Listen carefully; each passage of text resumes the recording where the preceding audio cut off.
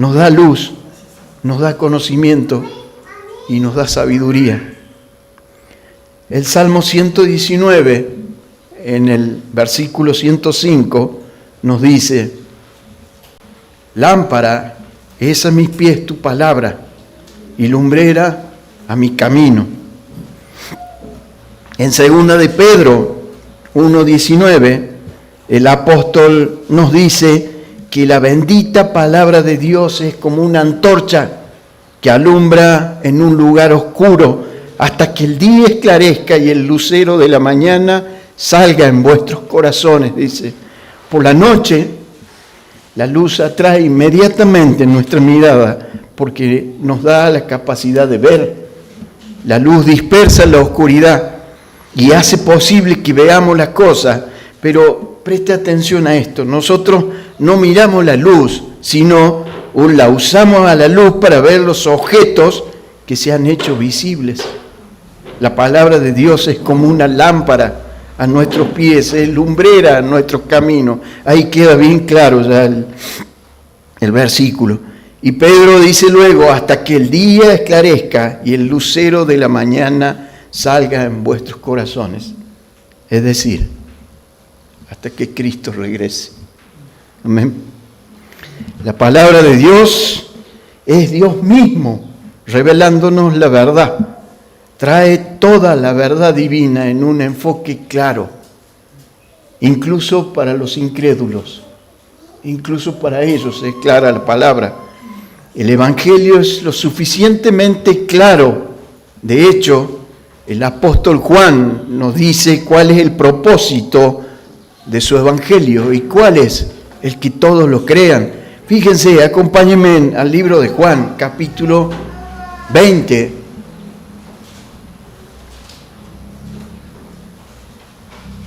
Versículo 31. En la versión de la Reina Valera dice como título: el propósito del libro. No sé si lo ven. ¿Y cuál es el propósito del libro? ¿Cuál es el propósito que tiene este libro que está escribiendo el apóstol Juan? Y dice en el versículo 31, si se ven, dice: pero estas cosas se han escrito para que creáis que Jesús es el Cristo, el Hijo de Dios, y para que creyendo tengáis vida en su nombre. Esto significa que el libro está dirigido también a aquellos que no creen. Y es lo suficientemente claro para que sepan lo que deben creer. ¿Escuchó eso? El libro también está dirigido para aquellos que no creen. Y está entendiéndose por la palabra que es lo suficientemente claro aún para el incrédulo. O sea que estamos hablando de que la palabra de Dios es clara. En Juan 3, a partir del versículo 18, que es lo que siempre predicamos cuando salimos al parque o lo hacemos en otro lado, Juan 3, a partir del versículo 18, nuestro Señor Jesucristo nos dice esto: porque de tal manera amó Dios al mundo que ha dado a su Hijo unigénito para que todo aquel que en Él cree no se pierda, mas tenga vida eterna.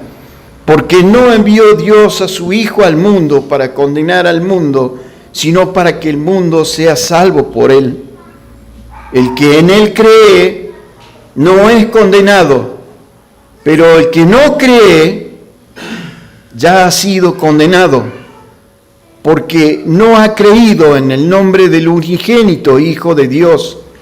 Y esta es la condenación, que la luz vino al mundo, y los hombres amaron más las tinieblas que la luz, porque sus obras eran malas.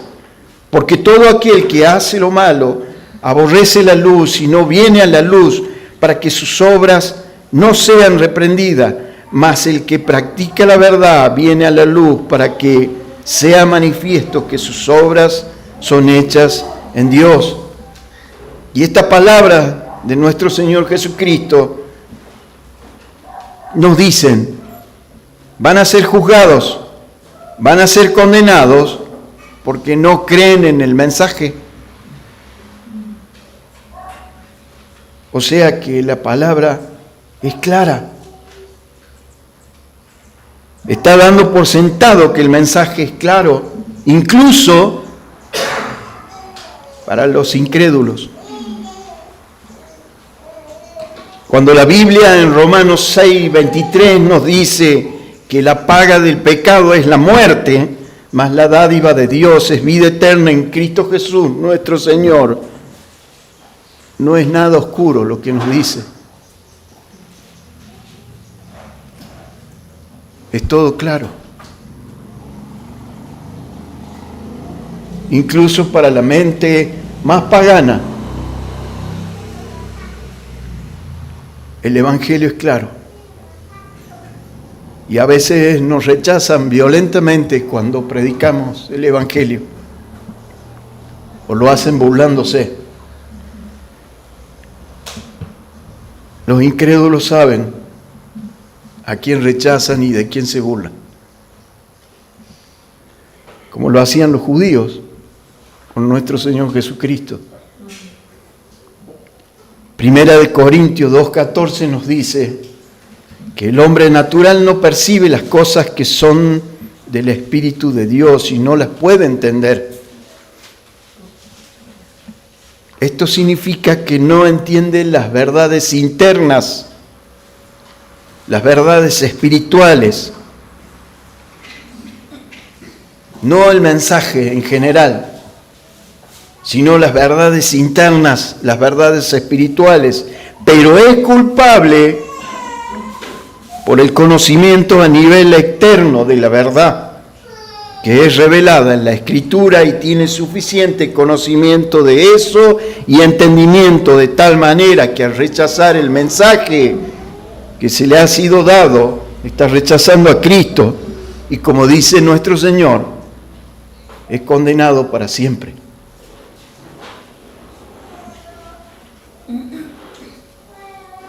El que en Él cree no es condenado, dice la palabra.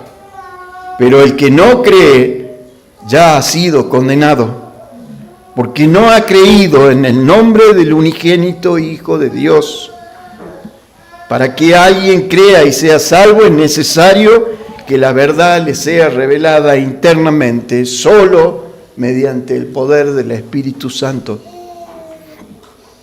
Entonces la Biblia es luz de una manera externa para los incrédulos y para los creyentes es luz interna. Es la obra que hace el Espíritu Santo. Que contraste, hermano, con lo que veníamos viendo el domingo pasado. ¿Se acuerdan? El domingo pasado, y ya cerrando el estudio, les decía que la Iglesia Católica Romana enseña que Dios no ha hecho claro el mensaje que quería decir al hombre. Y por lo tanto, por encima de la palabra de Dios tiene que estar la interpretación autoritativa del magisterio de la Iglesia Romana, la cual nosotros deducimos, entre comillas, que tiene una opinión experta acerca de lo que significa la palabra de Dios, entre comillas. Esto también implica que si seguimos ese razonamiento, el razonamiento que ellos tienen, implica que Roma quiere que confiemos en la palabra clara del hombre en vez de la oscura palabra de Dios. La fe reformada enfoca el asunto precisamente al revés, completamente al revés. La fe reformada sostiene que solo las Escrituras expresan la verdad divina con perfecta claridad y por ende que solo ellas tienen la autoridad absoluta, no ningún magisterio.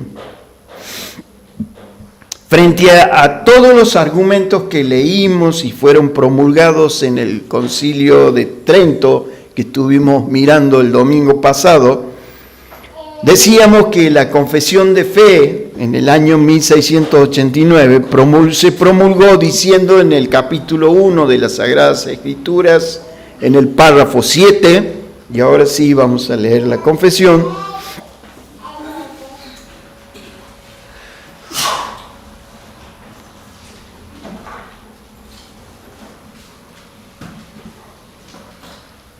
Párrafo 7, capítulo 1.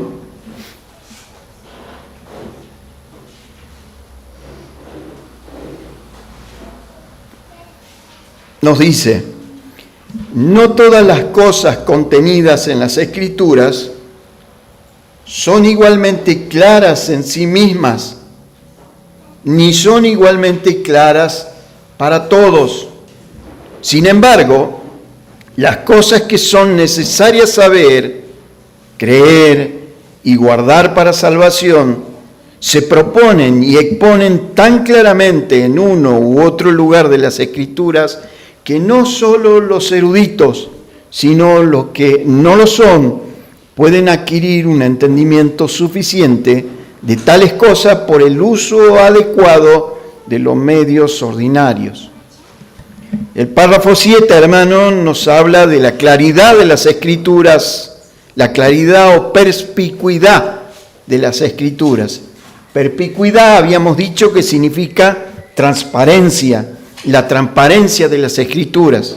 Y este párrafo nos está diciendo básicamente que la Biblia es clara, como habíamos leído, clarísima aún para los incrédulos. Y se puede entender que su interpretación o entendimiento no es algo exclusivo de ningún sabio o erudito.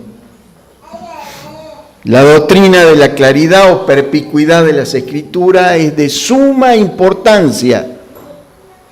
Este párrafo, el que leímos, tan cortito, pero tiene suma importancia. Y es tan importante, hermanos, este párrafo, que si la palabra de Dios no fuera clara, los otros atributos de las Escrituras no tendrían sentido. Fíjese en esto, decimos que las Escrituras son autoritativas, ¿sí? Y eso comenzamos a estudiar desde el inicio, y hablamos de eso. Pero, ¿cómo puede ser algo autoritativo que no es legible, que no es claro, que no se entiende? No podría nunca ser autoritativo.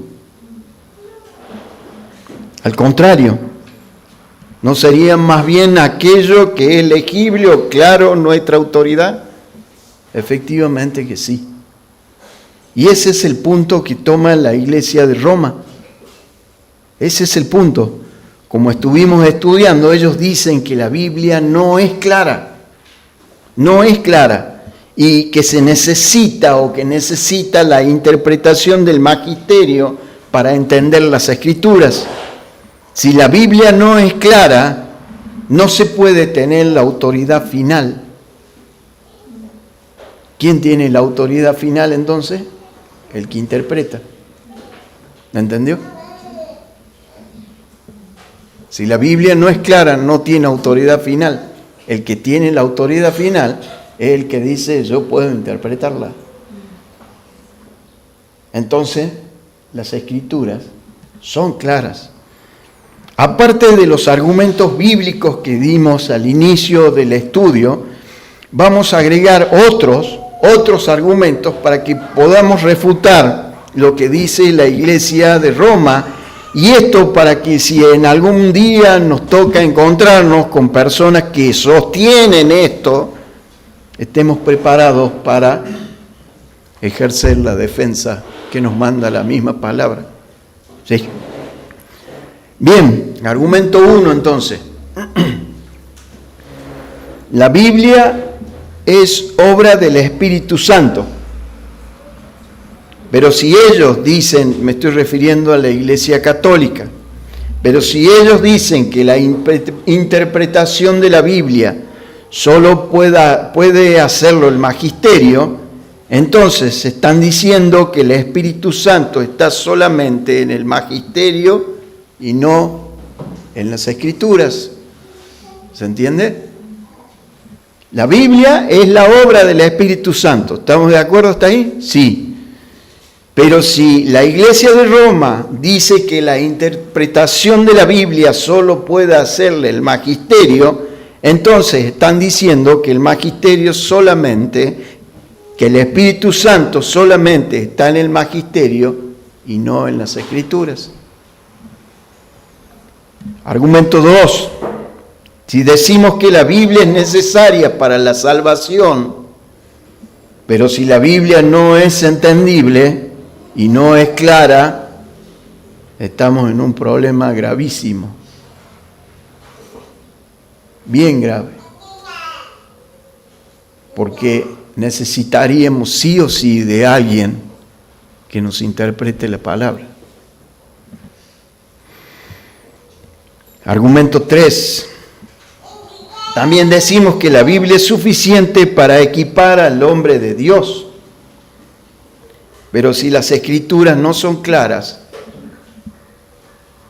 ¿con qué vamos a equipar al hombre de Dios? Tienen que ser claras para equipar al hombre de Dios. Argumento 4. Y escucha esto. Esto tiene que ver con las artimañas del diablo y con lo que hoy nos compartió el hermano Iber. Es la mentira original de Satanás, que Dios, hablando en su palabra, necesita de un intérprete para darle dirección al hombre. Esto sucedió desde el Génesis. Hoy nos leía el hermano. Vamos a leer Génesis 2:17. Ahí está la orden. Génesis 2:17.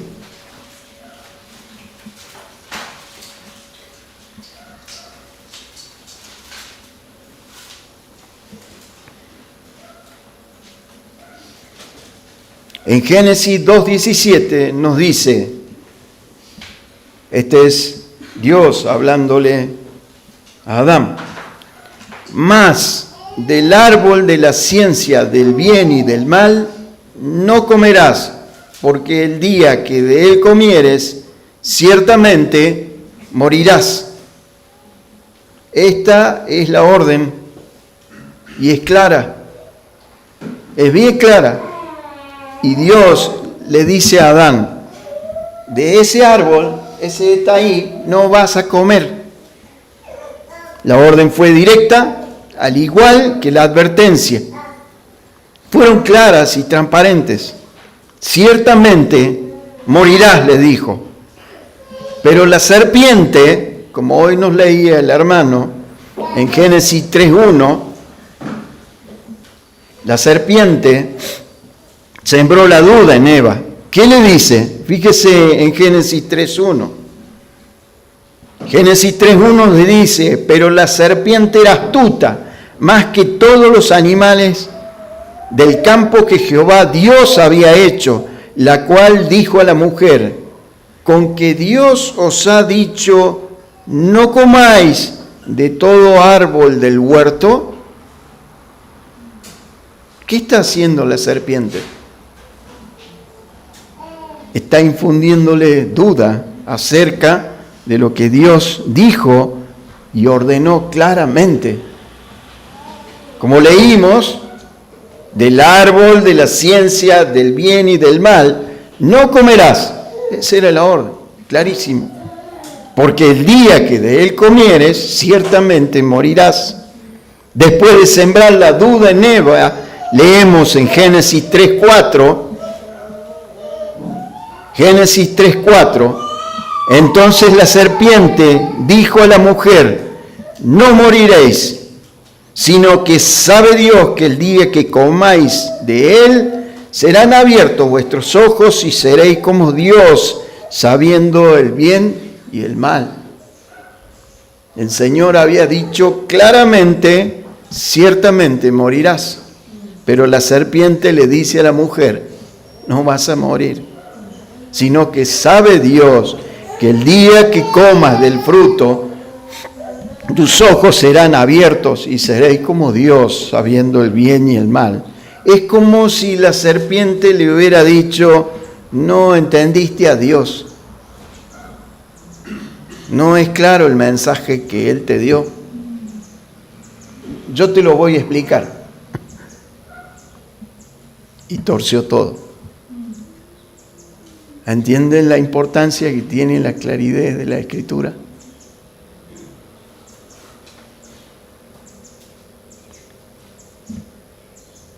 Y este es el error de la Iglesia de Roma, de la Iglesia Católica, al afirmar que la interpretación de las Escrituras corresponde únicamente al magisterio. En unas clases más vamos a estar viendo el párrafo 10. Fíjese ahí que en la confesión que tiene abierta,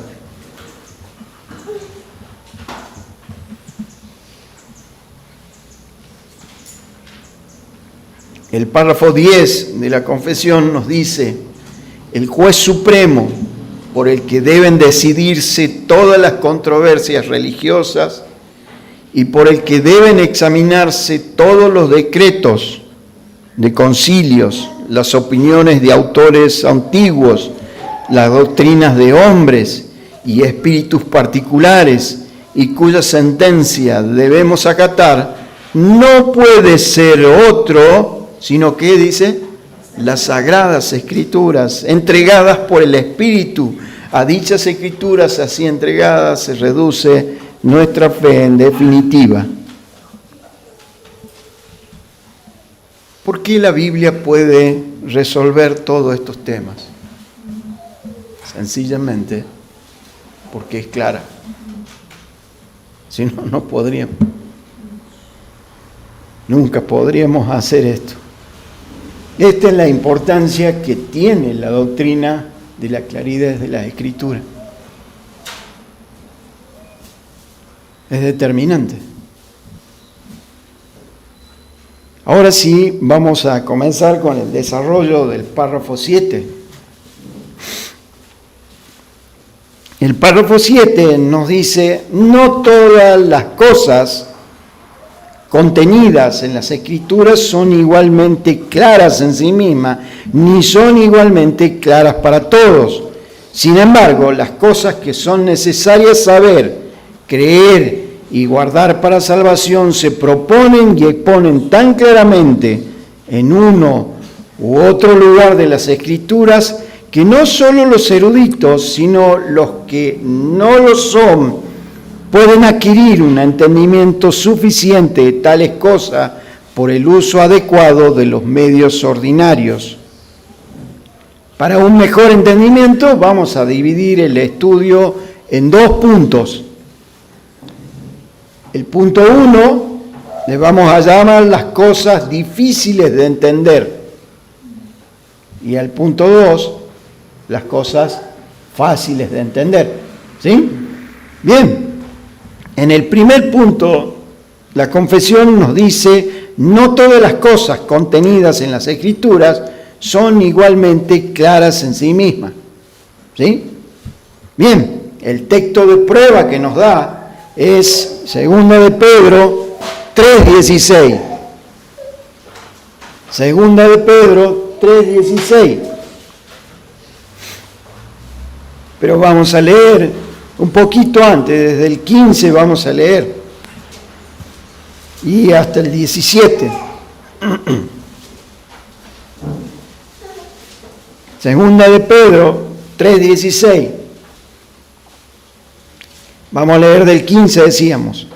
Y tened entendido que la paciencia de nuestro Señor es para salvación, pero como también nuestro amado hermano Pablo, según la sabiduría que le ha sido dada, os ha escrito casi en todas sus epístolas, hablando en ellas de estas cosas, entre las cuales, dice Pedro, hay algunas difíciles de entender, las cuales los indoctos e inconstantes tuercen, como también las otras escrituras para su propia perdición.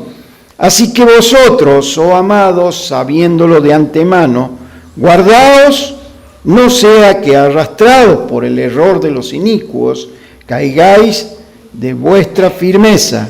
Antes bien, creced en la gracia y el conocimiento de nuestro Señor y Salvador Jesucristo. A Él sea gloria ahora y hasta el día de la eternidad. Amén. Dice San Waldron, preste atención por favor. Aquí Pedro, entre paréntesis, quien escribió él mismo unas cuantas cosas difíciles de entender, o sea que Pedro también tiene algunas cosas difíciles de entender, Pedro mismo está diciendo de Pablo, asevera que los escritos de Pablo hay algunas cosas difíciles de entender, algunas, no todas. Se debe notar que Pedro matiza cuidadosamente esta aseveración, dice Waldron. Solo algunas cosas son difíciles de entender. Solo los indoctos y los inconstantes tuercen estas cosas para su propia perdición o destrucción. A continuación, Pedro añade de manera de matización adicional que estas personas realizan esta clase de distorsión con referencia al resto de las escrituras también.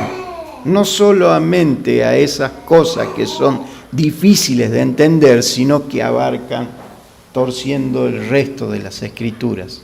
Esto es lo que nos dice este comentarista. Desde luego, enfatiza la idea de que la falta en tal distorsión no reside en los puntos oscuros de los escritos de Pablo, sino en los indoctos. ¿Estamos de acuerdo? Sino en los indoctos y en los inconstantes. Está claro que la presencia de tales dificultades no niega la suficiencia práctica y la claridad de la palabra para su propósito redentor. Decir que Dios ha hablado claramente no es, sin embargo, igual que decir que no haya nada profundo ni inescrutable en las Escrituras. Voy a volver a repetirlo. Decir que Dios ha hablado claramente no es, sin embargo, igual que decir que no haya nada profundo ni inescrutable en las Escrituras. Pedro nos recuerda que hay en las Escrituras algunos puntos difíciles de entender.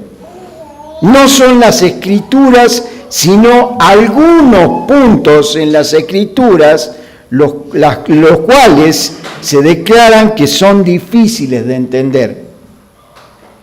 No cabe duda que los no estudiosos e inestables pueden a menudo y logran torcer las cosas difíciles de las Escrituras para su propia perdición.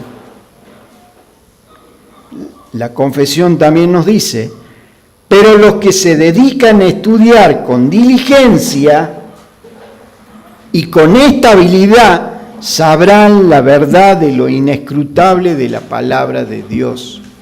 Por eso es que nos habla de aquellos que son inconstantes. Y acá nos revierte.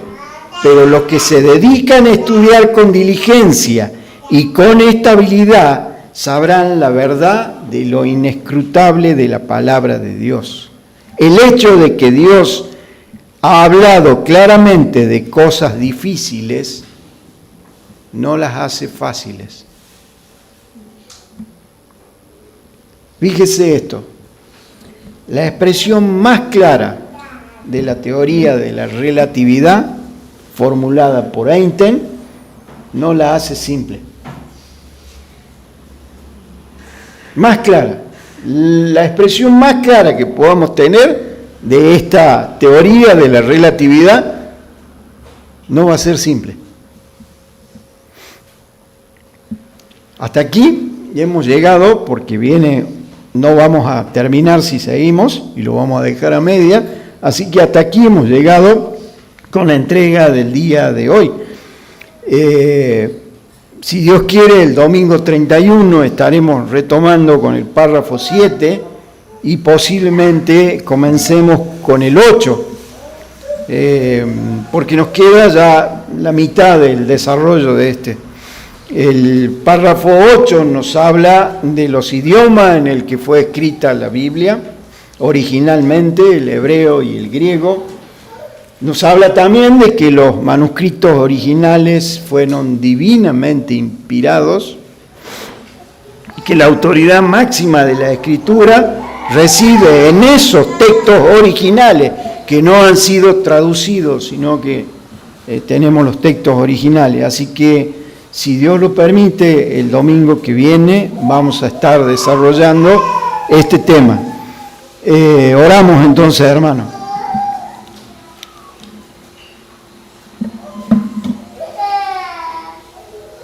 Oh Señor,